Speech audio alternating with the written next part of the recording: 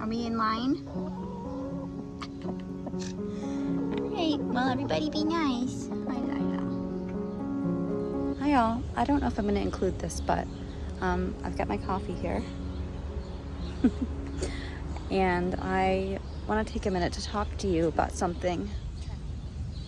Here, we'll sit here. Okay. Okay, let's have a quick chat. Please forgive my hair. So, I'm behind, and here's why. Life happens. And when I say life happens, I mean literally my best friend and very close neighbor. She's like across the fence from me. You've actually seen her garden in a couple of my videos. She was diagnosed with a brain tumor at the start of June. So, as many of you know, I'm a nurse and I'm her close friend. So I dropped everything to be involved with that situation. So I am incredibly grateful that I was able to do that and I was able to be there for her. And as two things can be true at one time, I'm also really off track with my entire summer. So I'm at a point now where I am recalibrating, readjusting. I've spent most of this week and a half, just trying to get back on track, specifically with the garden, because gardens don't wait for anyone. So it's interesting that this spring I had this feeling I was going to pull back a tiny bit, and for instance, I didn't do any tomatoes this year. I didn't do peppers. I held back on the things that I know are fussier and really time consuming. I'm just gonna grab a drink here.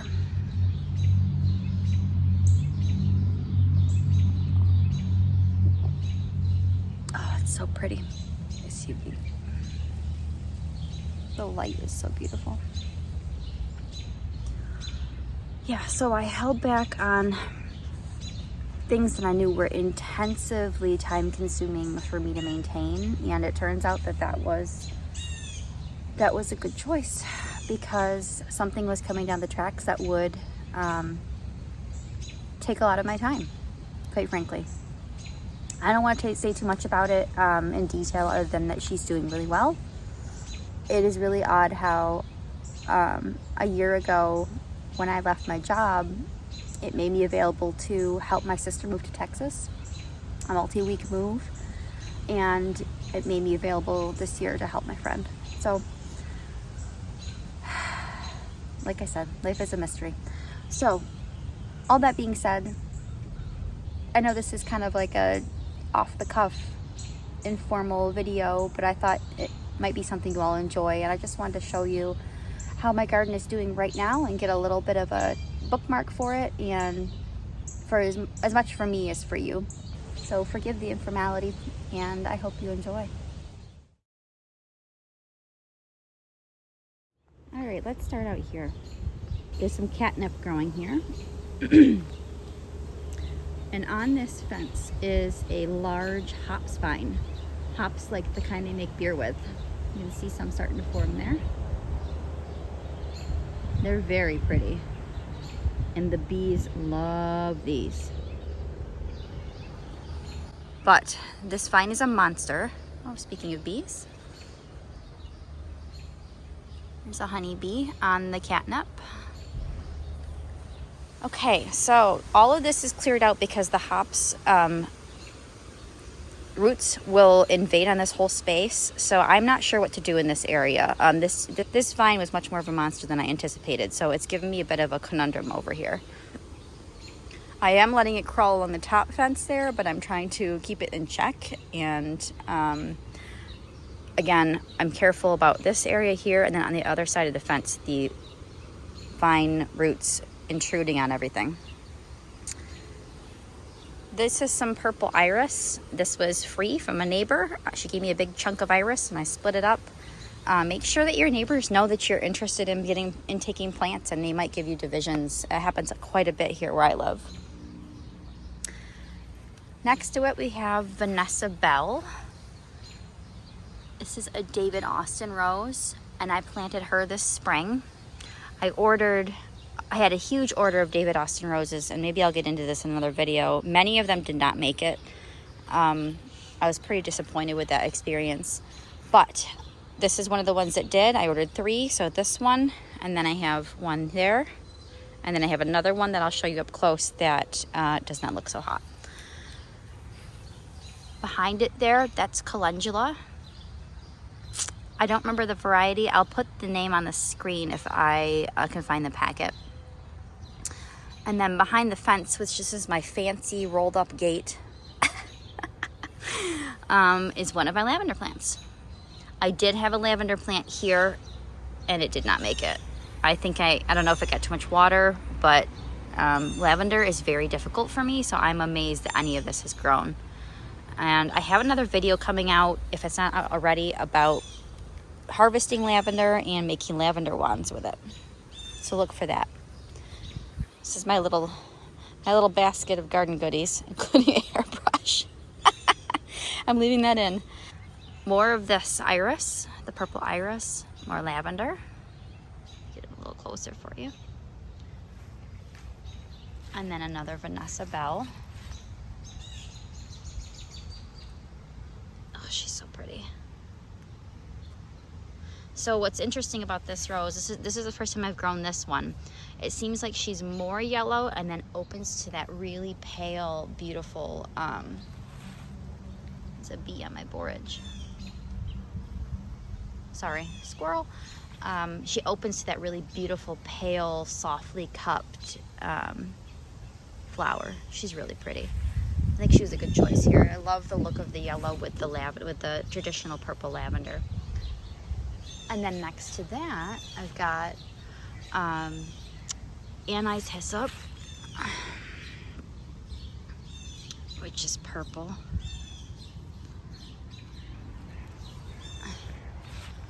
Next, I've got another lavender. This is one that I planted this spring to replace one that died, and you can see new growth on it here. So I think we're doing pretty good. And these flowers back here are borage, white borage right here.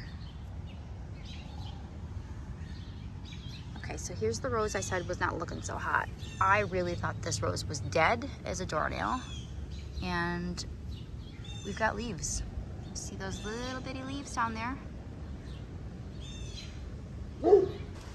Okay, so another lavender here. This is a survivor, looks great. I think I have 1 or 2 flowers this year, but not too many, but that's okay. Another agastache, another hyssop, and then another lavender.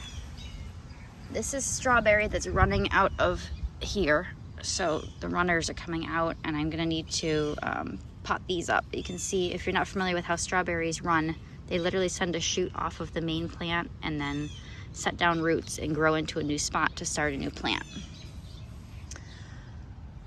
This rose, Ghislaine de Féligonde, is incredible. This is so pretty. Look at these beautiful little apricot blossoms.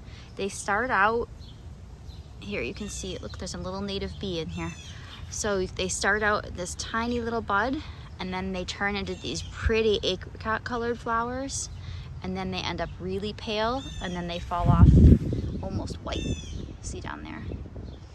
So she's been blooming her little heart out. I really didn't know if she'd live because she got ravaged by rabbits this spring, and I'm just thrilled that she is doing well. This is a climber and rambler, so she may get pretty big. This is a new addition this year. This is a Clematis. I think it's Prince William. So I'm gonna let it get a little longer. Oh my gosh, my words, English. I'm going to let it get a little longer, and then I'm gonna train it up onto the fence and to grow through the rows as well. Clematis and roses are really good friends because Clematis loves its roots shaded, but then it likes to have lots of sun on its leaves. So if you plant it under a rose, it can climb up through the rose and arch out onto the fence or the support, or go right up through the climbing rows. And I think you've seen that in my cottage garden video, if you've seen that video of mine. I got one more lavender plant down here on the end. I have an old board laying here trying to keep some grass down. I know it's not very cute, but that's just the reality. I just moved this here the other day. I'm not sure what I'm going to do with it. I'm going to probably fill it up and treat it like a raised bed, at least for a short time.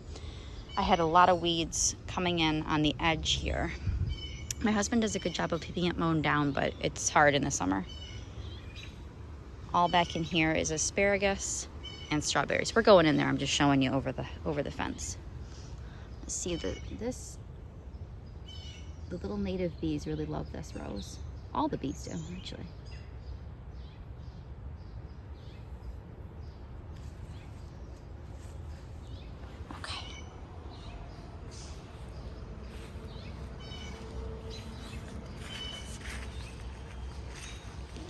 Okay.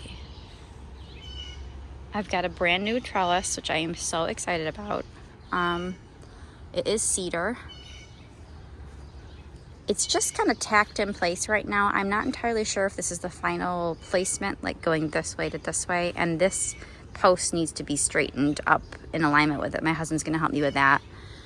But for now, I just decided to set it there and see how it looked. And I think it's fabulous. I'm really excited about it. I've got some beans, some climbing Kentucky Wonders. Are these Kentucky Wonder? No, I think these are Kalima. These are Kalima, and I think that they're supposed to be a bush type, but they look like they might be climbing. That does happen sometimes. A seed company may send you something labeled bush, and they got some cross-pollination or got some weird gene in their beans and their climbers, or even just some bush types are more climbing than others. So I'm gonna see if these guys do okay over here. I had some extras, and I did the same on this side. Okay, we'll start on the right here. So I've got marigolds and basil interspersed every other here. So marigold, basil, every other. Behind it, I have a row of kind of pathetic rhubarb. So these were really early spring transplants, but they are growing. Oh, look at this little mushroom. Wow. Looks like it's gotten knocked over by something, probably a bird. Okay, so rhubarb. That does look alive, even though it's tiny. And this one, there was one there, it seemed to have pooped out. And this one looks good. This one has lots of holes in the leaves, but it's a strong plant. And then this plant's really good. I can't explain that. I don't know why it's like that, because they were all transplanted, I think, around the same time. I've got a volunteer verbascum here, probably a, a standard mullein, because it's fuzzy, and I think that the Greek mulleins tend to be more smooth-leaved. And then this beautiful calendula that you saw on the other side of the fence there. This corner is, as I said, naked because of the roots from, you can see the hops. I'll take you in closer so you can see what I'm talking about. All these roots here, I chopped them so they wouldn't come further, and I dug out anything that was in here. And this is a no-dig garden, but I had to get in there and get these roots out because they are, even with this having been covered with plastic this spring, they went under the plastic and out into my carrots. So couldn't have that. You can see how they come out like this. Zoom in. So they come out like under here. Now, it looks beautiful on this fence, and it's really a nice thing to have growing there, but I gotta aggressively keep it in check. Those few dead leaves are from vines that I cut at the base because they were in the way, so those will fall out in a little bit. Okay, sorry for all the zooming, but I think it makes more sense for you to see it like that. Okay, so looking this way, I've got carrots here, celery, and then onions, past it over there, leeks, here, leeks, lettuce, and then this is butter leaf lettuce, and then that's romaine lettuce, and then back there is all empty and waiting for plants. So carrots, yesterday, and this is a project I need to finish today.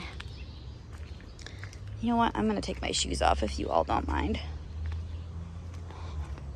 Because I am just ready for barefoot in the garden. I love these for being barefoot out here. Obviously, I get in the dirt too, but they're awesome. Okay. Hopefully I didn't make you dizzy with that. So carrot-wise, let's back up a little. So I started this project yesterday. Oh, you hear the cicada? I started thinning carrots yesterday.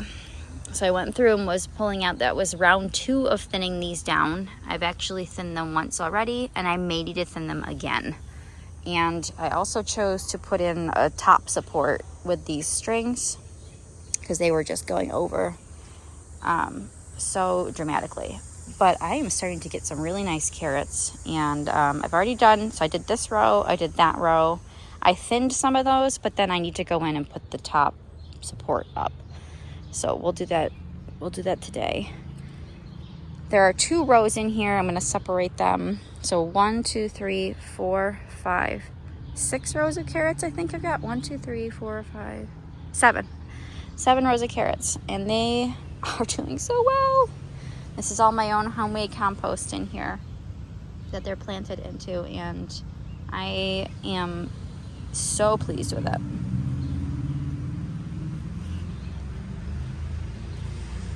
Okay. This is from the redbud tree, the redbud pods. I get seedlings everywhere from those. Okay, celery. Look at this beautiful celery.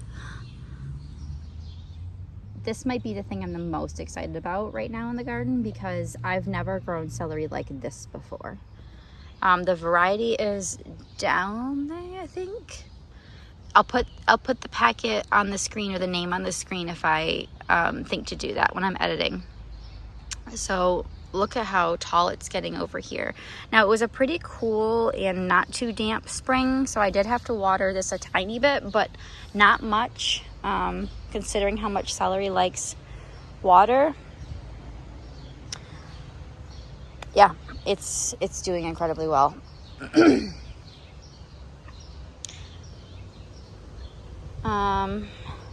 That little box has a summer squash in it that is looking pretty pathetic.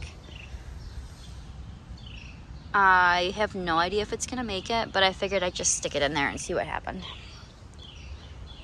Okay, this is a salvia in the pot. It's like a purpley blue color. It's beautiful. This little red bud, I'm gonna have to cut this back, but isn't it beautiful? Gosh, I hate to do it. But you can see my woods in here is full of red buds, and this is a red bud here, eastern red bud. And there's red bud way back in there, and that's a huge red bud there. It's funny, if you try to buy these at a nursery, they're super expensive because they don't transplant well, but I have them like weeds. That's just the way life is, right? Okay, next up I've got my leeks. These are autumn giant leeks. Got a little trash here. I'm gonna pull a weed out. I do occasionally get weeds, but man, this no dig, I don't think it's totally accurate to say that it's no weed, but it's the lowest weeds I've ever, the least amount of weeding I've ever had to do. For sure. And I think that if this had been a traditional garden and I was trying to get it back on track after the setback I told you I experienced, I don't know if I could do it. It might just be overwhelming. Okay, so the leeks, you can see, so it rained last night. Isn't this beautiful?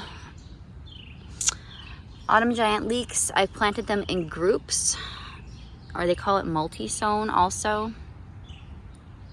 I did this because a gardener I watch on YouTube called Charles Dowding does it like this, and he has amazing success with it. And I have to say, I'm pretty pleased with the way that it gets so many in one spot. We'll see how big they get and how much I like it come harvest time. Onions, okay. I wish I had about 10 times as many onions, but I'm happy with what I've got. So these,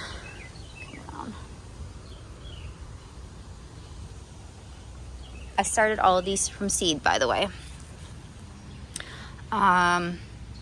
More borage here, white borage, also started from seed.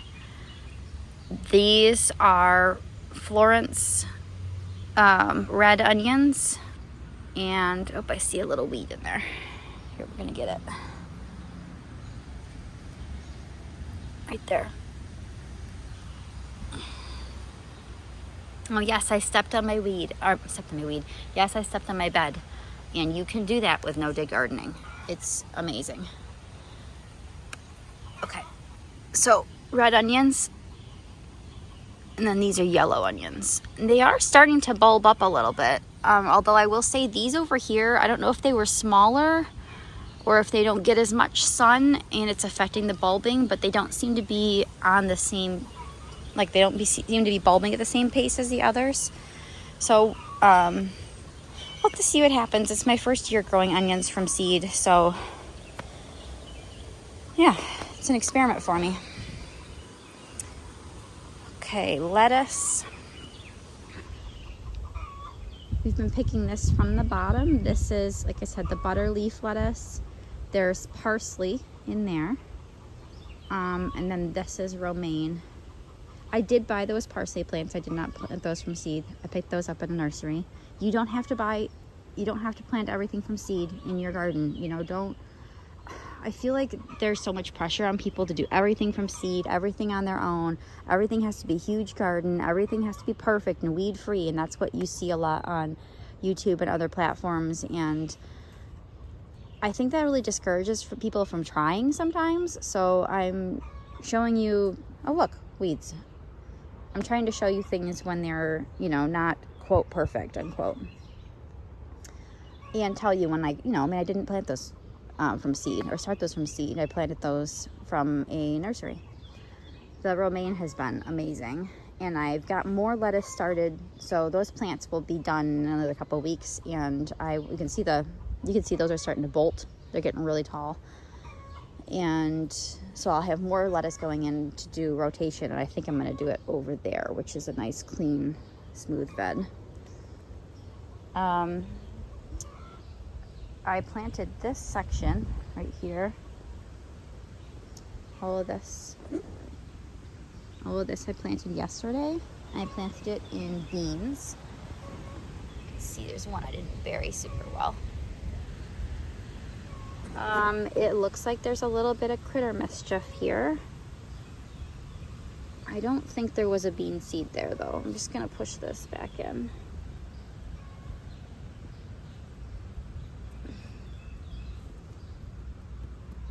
Gonna pat that back together.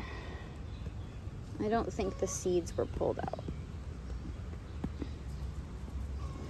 So here's a close-up of the compost that my girls helped me make.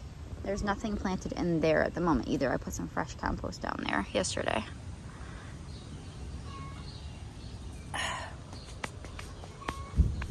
Okay. Let's come back to the front here. And I will show you, so here's my other rhubarb, which seems way happier. I don't know why. I don't know what it is about this spot that makes it so much happier, but it's compared to that. Look at the difference. So I don't know, maybe these crowns were slightly more mature that I moved in, or the day was a little better that I moved them. I don't know. More borage here. All of this is rhubarb here. More basil and marigold. All right, now I will say this one not as hot. I don't know.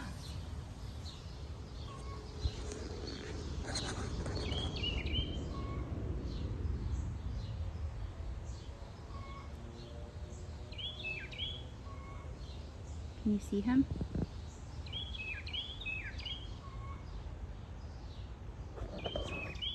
Sorry.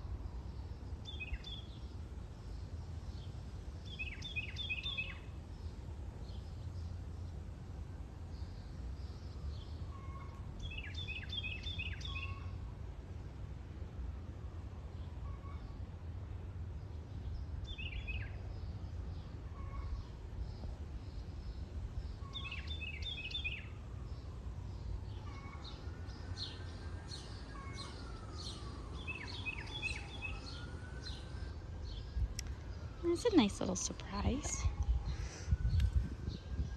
Okay, so like I was saying, marigold, how pretty is that?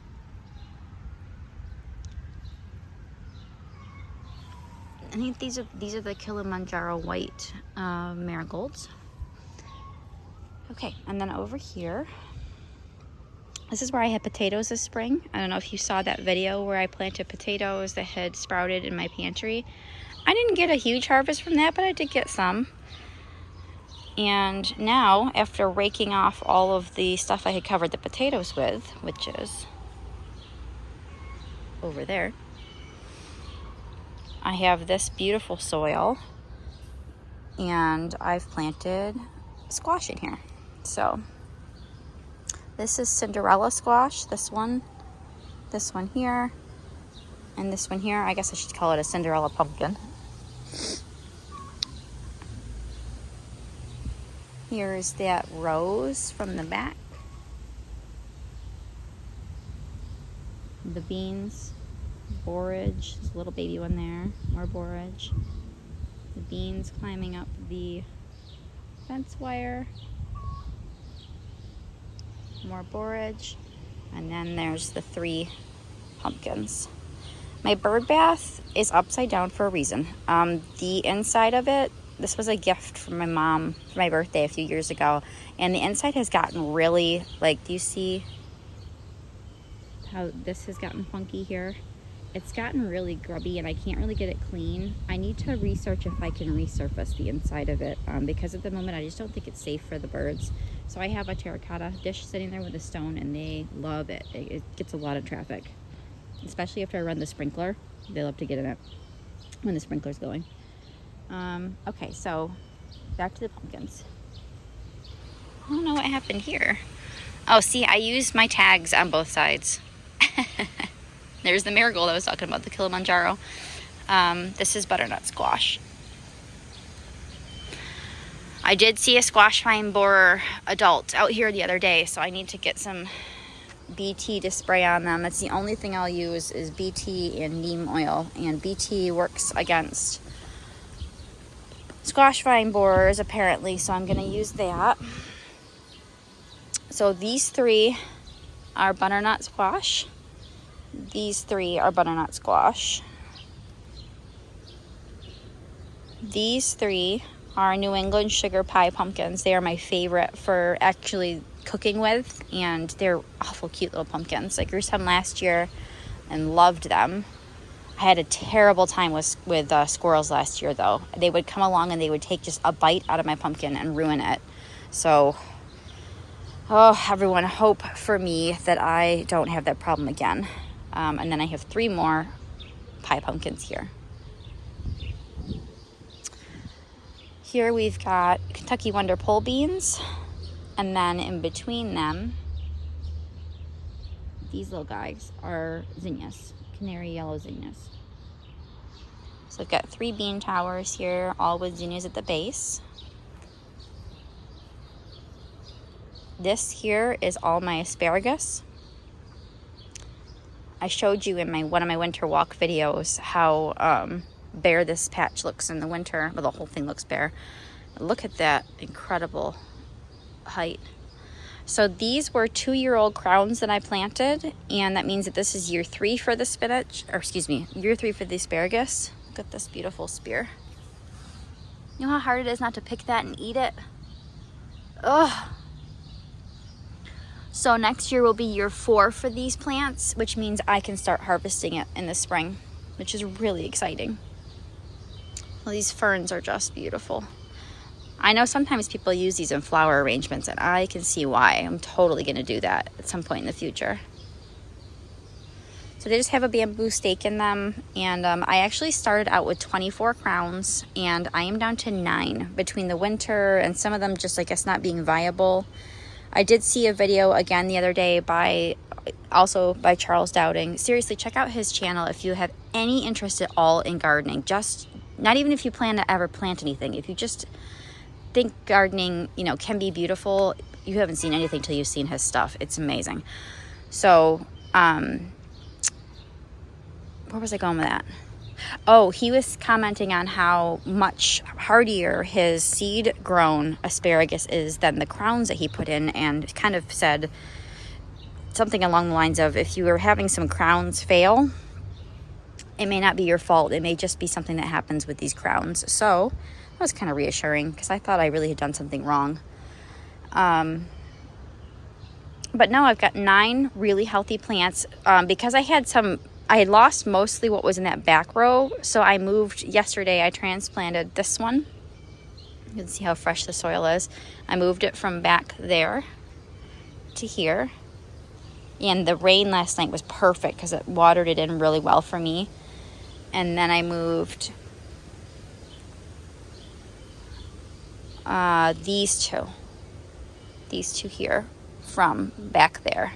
So now I have 1 solid row of 9 plants. I have strawberries growing like crazy in here. These are a Danish heritage variety of strawberry that I love. They taste phenomenal. They're really hardy for up here in the winter. I don't cover them or do anything special. I don't baby them, nothing. I started with 6 teeny tiny little plug plants, the little itty bitty 1-cell plugs, and I have all of these. I have all the strawberries that are in my cottage garden, and I have another section of strawberries too that I call my strawberry nursery, where I let them run like this.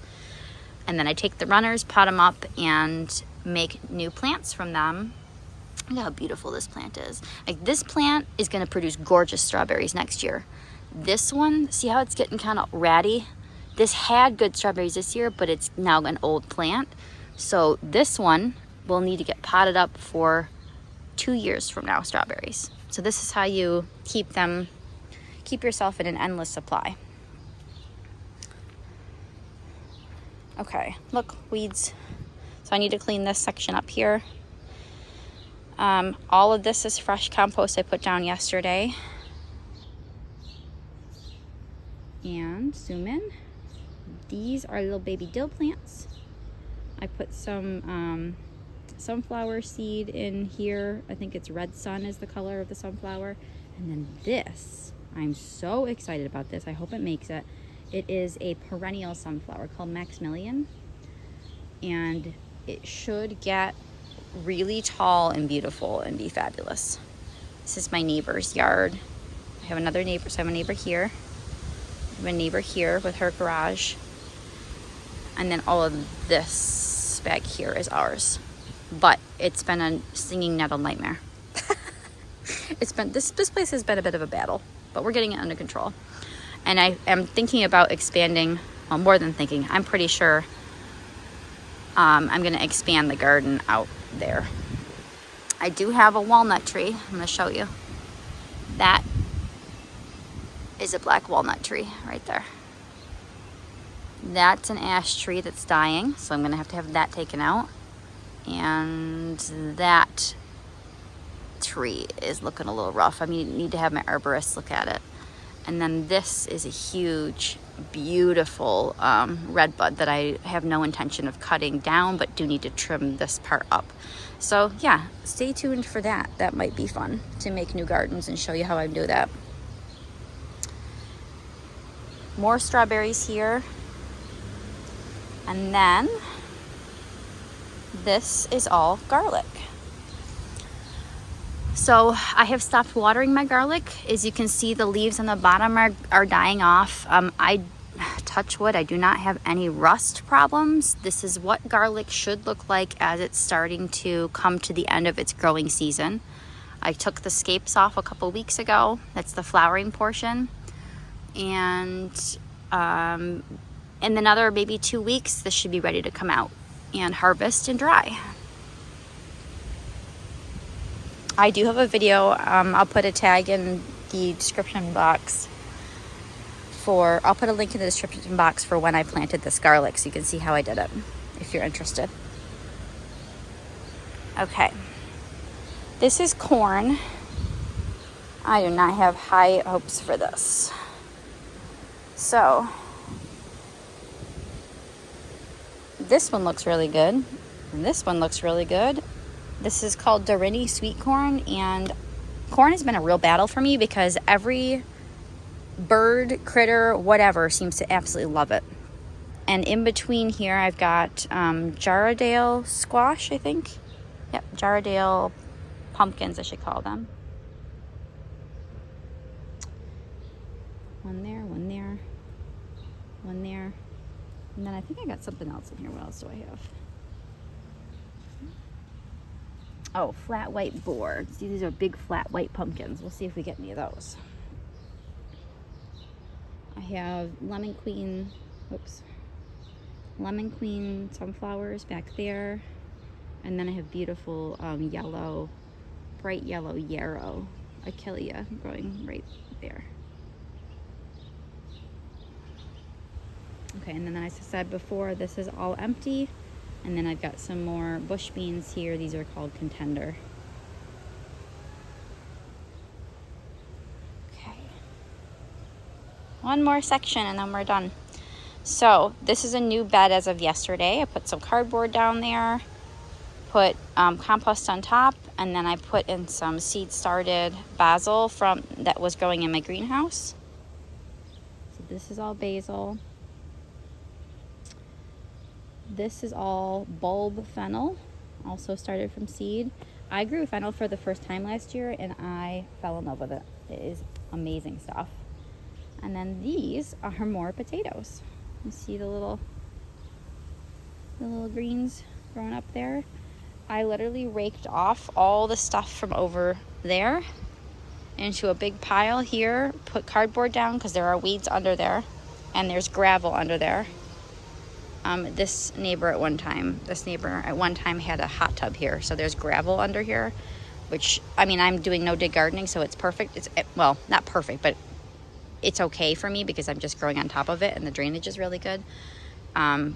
So what I chose to do is just put the cardboard down, raked all that stuff up onto it, and then put some more potatoes that were sprouting in here. And they are already putting on leaf. So we'll see. I may not get anything from it, but in the meantime, it's making new soil. So win-win situation for me. There's 3 things that are guaranteed in the north: death, taxes, and winter. You're always kind of boxed in by your winter dates, but I think I've got plenty of time for things to come along. And even in a couple weeks, I think we'll be surprised by how much things have grown and how much I might be harvesting at that time. So thanks for coming along with me today, and I hope to see you again in my next video.